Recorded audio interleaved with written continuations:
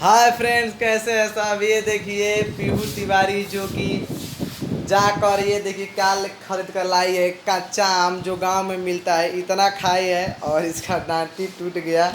ऐसे लटका हुआ था, ये देख सकते हैं, ऐसे लटका हुआ था तो खिसिया कर क्यों टूट गया। और देखिए उठो, ओए उठो। क्या हुआ, क्या नहीं खा रही हो, क्या मूस की तरह इतना कौन खाता है बे। है क्या है, है क्या है? पूरा खाओ चल। अरे तुमको नुकसान नहीं कर कहाँ फेंकी हो। अब क्यों कांचा किन के लाई हो। अरे अरे दादा, काहे कांचा किन के लाई हो बोलो। पका हुआ आम नहीं था। ये गांव में मिलता है, गांव में खाया जाता है, ना कि घर बाजार में। काहे किन के लाई हो बोलो। यार मत का भी नुकसान करता है। हाय